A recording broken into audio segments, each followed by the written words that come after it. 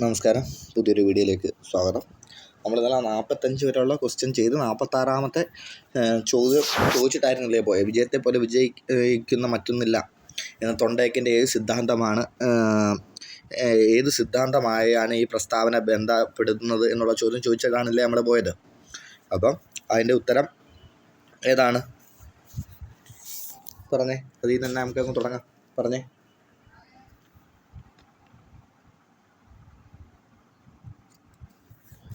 പരിണാമ സിദ്ധാന്തവുമായി ബന്ധപ്പെട്ടതാണല്ലേ. പരിണാമ സിദ്ധാന്തവുമായി ബന്ധപ്പെട്ടതാണ്. വിജയത്തെ പോലെ വിജയിക്കുന്ന മറ്റൊന്നില്ല എന്ന് തൊണ്ടേക്ക് പറയുന്നത് പരിണാമ സിദ്ധാന്തവുമായി ബന്ധപ്പെട്ടതാണ് ഇല്ലേ. ഓക്കെ, അടുത്തത് 47ാമത്തെ ചോദ്യമാണ് കേട്ടോ. 47ാമത്തെ ചോദ്യം. ടീച്ചർ ക്ലാസ്സിൽ ഒരു പ്രശ്നം നൽകി. അരുൺ അതിൻ്റെ ഉത്തരം മറ്റുള്ളവരിൽ നിന്നും വ്യത്യസ്തമായി പുതിയ രീതിയിലാണ് ചെയ്തത്. അരുണിൻ്റെ ഈ സ്വഭാവം വെളിവാക്കുന്നത് അഭിഭാവം, അഭിപ്രേരണ, ക്രിയാത്മകത, താൽപ്പര്യം. വലിയ സമയമൊന്നും എടുക്കണ്ട, പെട്ടെന്ന് പറയണേടാ. ഓക്കെ, ഏതാടാ? ക്രിയാത്മകതയാണ് ഉത്തരം സി ആണ്. ക്രിയാത്മകത സി. ഓക്കെ, അടുത്തത് 48ാമത്തെ ചോദ്യത്തിലേക്ക് പോവാം. നമ്മൾ താമസിക്കുന്നത് 48ാമത്തെ ചോദ്യം. IQ കൂടിയിരിക്കുന്നത് മാനസിക വയസ്സ് ശാരീരിക വയസ്സിനേക്കാൾ കൂടിയിരിക്കുമ്പോൾ, ശാരീരിക വയസ്സ് മാനസിക വയസ്സിനേക്കാൾ കൂടിയിരിക്കുമ്പോൾ, ശാരീരിക വയസ്സ് മാനസിക വയസ്സും തുല്യമായിരിക്കുമ്പോൾ, ശാരീരിക വയസ്സ് മാനസിക വയസ്സിനേക്കാൾ കൂടുതലും തുല്യവുമാകുമ്പോൾ. ഏതാണ്?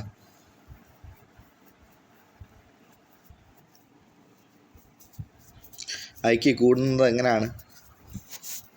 ആദ്യം IQവിൻ്റെ ഇക്വേഷൻ എന്താണ്?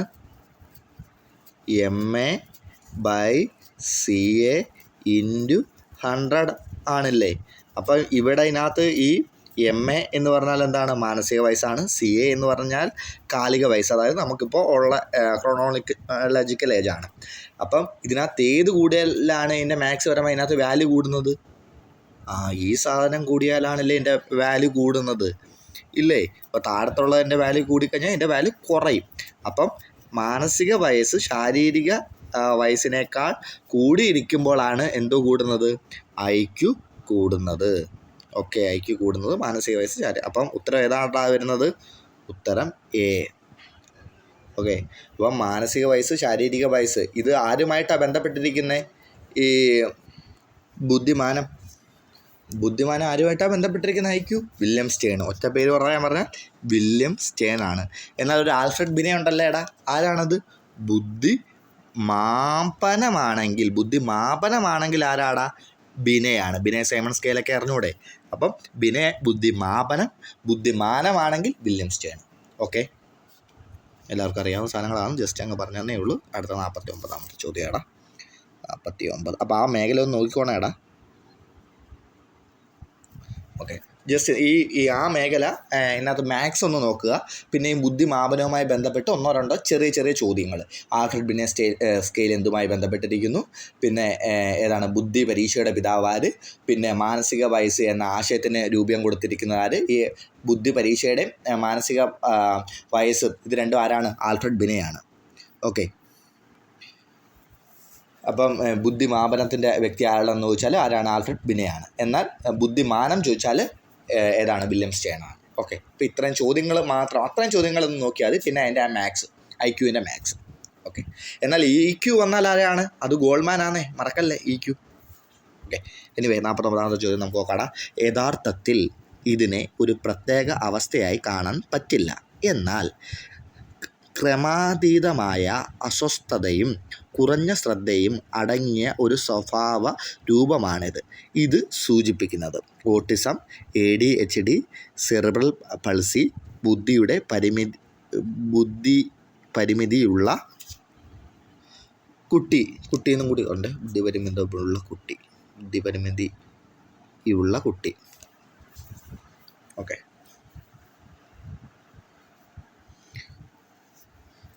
ഏതാ? ഇത്രയും സമയം മതി. ഏതാടാ? ADHD. ADHDയുടെ ഫുൾ ഫോം എന്ന് പറഞ്ഞേ. ADHD ഫുൾ ഫോം പറഞ്ഞേ. എന്താണ്? Attention deficit hyper activity disorder അല്ലേ ADHD. ഓക്കെ, അടുത്തത് 50ാമത്തെ ചോദ്യത്തിലേക്ക് പോടാ. 50 ക്ലാസ്സിൽ വിജയൻ മാഷ് ചോദ്യം ചോദിക്കുന്നതെല്ലാം ആൺകുട്ടികളോട് മാത്രമാണ്. ഇത് ഡാഷിന് ഉദാഹരണമാണ്. ലിംഗസമത്വം, ലിംഗതുല്യത, ലിംഗവിവേചനം, ലിംഗനീതി. എന്തിനാ ഇത്ര സമയമൊന്നും വേണ്ട, പെട്ടെന്ന് പറഞ്ഞോ. 50 ആൺകുട്ടികളുടെ അടുത്ത് മാത്രമല്ലേ ചോദിക്കുന്നുള്ളൂ. അപ്പം ലിംഗവിവേചനം. ഓക്കെ, അടുത്ത 51ാമത്തെ ചോദ്യമാണ്. 51ാമത്തെ ചോദ്യം. നല്ല സമായോജനത്തിൻ്റെ അടിസ്ഥാനപരമായ നല്ല സ്വഭാവ സവിശേഷതകളാണ് മറ്റുള്ളവരിൽ നിന്നുള്ള ആത്മാർത്ഥമായ താൽപ്പര്യം, പ്രമുഖവും പൂർണ്ണവുമായ ചോദനങ്ങളുടെയും ലക്ഷ്യങ്ങളുടെയും സങ്കലനം, അവനവൻ്റെ ലക്ഷ്യങ്ങൾ നേരിടുന്നതിലുള്ള സൂക്ഷ്മമായ ഉൾക്കാഴ്ച, അവനവൻ്റെ സാഹചര്യങ്ങളെ നല്ല രീതിയിൽ ഉൾക്കൊള്ളുക. നല്ല സമായോജനം.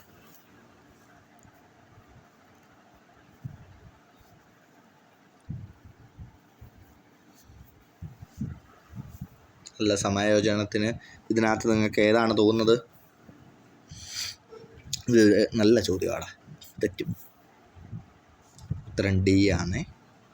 അവനവൻ്റെ സാഹചര്യങ്ങളിൽ ഉൾക്കൊള്ളുക എന്നുള്ളതാണ് ഇതിനകത്ത് കൊടുത്തിരിക്കുന്ന ഉത്തരം. ഓക്കെ, പിന്നെ സമായോജന തന്ത്രങ്ങൾ. അതിൻ്റെ അപ്പം സമായോജനം പറയുമ്പോൾ ആ സമായോജന തന്ത്രങ്ങൾ, ആ വരുന്ന സാധനങ്ങളെല്ലാം നോക്കി വിടുക. ഓക്കെ, അതിനകത്ത് ഞാൻ ഇനി അധികം സംസാരിക്കുന്നില്ല. നമുക്ക് 52ാമത്തെ ചോദ്യത്തിലേക്ക് പോകാം. 52. പഠനത്തിൽ ചോദകങ്ങളുടെയും പ്രതികരണങ്ങളുടെയും പങ്ക് ഊന്നൽ നൽകിയ മനഃശാസ്ത്രജ്ഞനാണ്. പഠനത്തിൽ ചോദകങ്ങളുടെയും പ്രതികരണങ്ങളുടെയും പങ്കിന് ഊന്നൽ നൽകിയ മനഃശാസ്ത്രജ്ഞനാണ് ലെവിൻ, ബ്രൂണർ, വാട്സൺ, പിയാഷെ. ലെവിൻ എന്ന് ഉദ്ദേശിച്ചത് കട്ട് ലെവിനെയാണ് ഇവർ.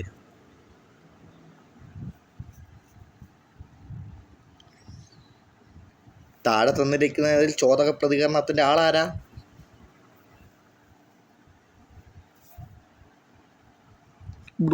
വാട്സണാ. ബിഹേവിയറിസത്തിൻ്റെ ആള് വാട്സണല്ലേ ഉള്ളൂ ഇതിനകത്ത് കൊടുത്തിരിക്കുന്നതിൽ. ഓക്കെ, അടുത്ത ചോദ്യത്തിലേക്ക് കിടക്കാം. 53. വിദ്യാഭ്യാസ മനഃശാസ്ത്രം വ്യത്യസ്ത മനഃശാസ്ത്ര ശാഖയുടെ സങ്കലനമാണ് എന്നഭിപ്രായപ്പെട്ടത് Skinner, Peel, Ausubel, Noam Chomsky. ഈ അസുബലും ഒസുബലും ഒരാളാണ്. Skinner, Peel, Ausubel, Noam Chomsky.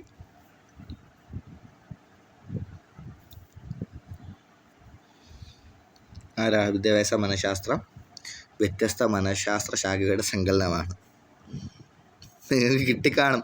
അസുബലും ഒസുബലും ഒരാളാണെന്ന് പറഞ്ഞപ്പോഴേ നിങ്ങൾക്ക് കിട്ടിക്കാണും. ഉത്തരം ഏതാ? C ആണ്. ഉസുബൽ അല്ലെങ്കിൽ അസുബൽ ആണ്. ഓക്കെ, അടുത്തത് 54ാമത്തെ ചോദ്യമാണ്.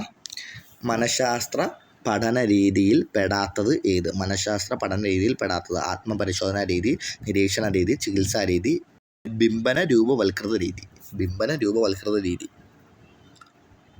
സമയമൊന്നും വേണ്ട. ഏതാടാ? D.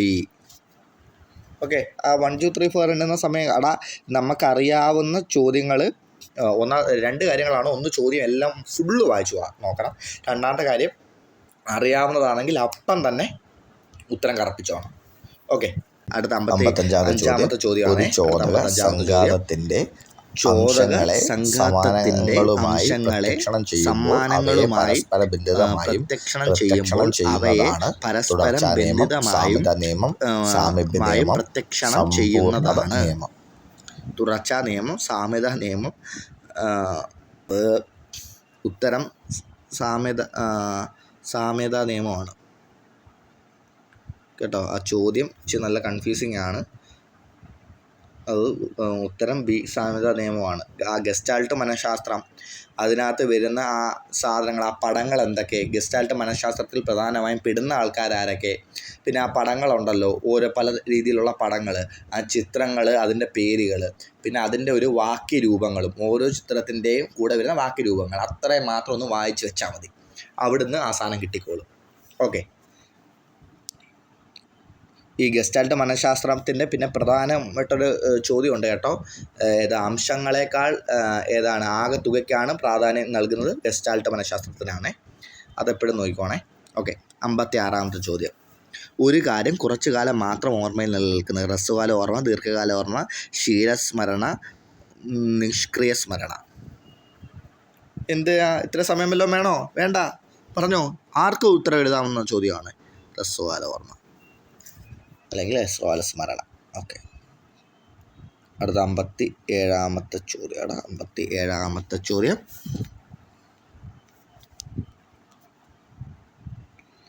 ഓക്കെ. 57ാമത്തെ ചോദ്യമാണ്.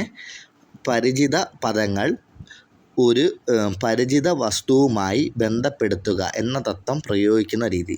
സ്ഥല സ്ഥാന രീതി, റോം ഇൻ റൂം രീതി, പെഗ് വേഡ് രീതി, കഥാകഥന രീതി. സ്ഥാനം വസ്തു, പരിചിത പദം വസ്തു, സ്ഥാനം വസ്തു അല്ല, പദം വസ്തു.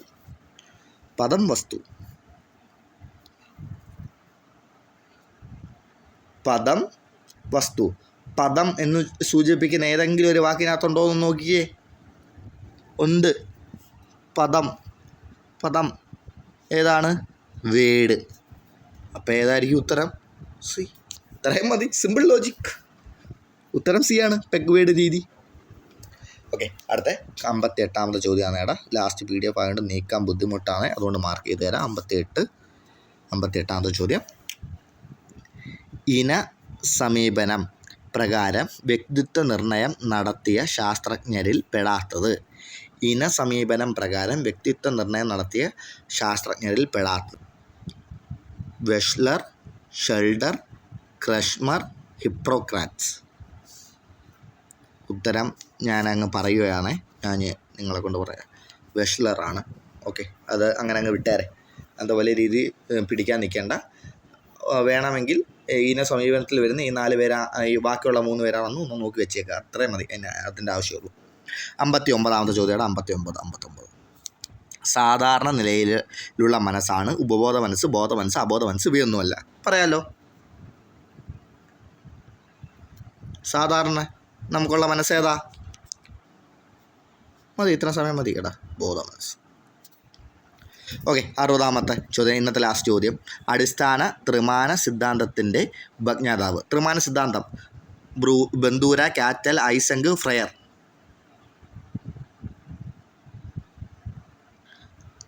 ത്രിമാന സിദ്ധാന്തത്തിൻ്റെ ആളാരാ?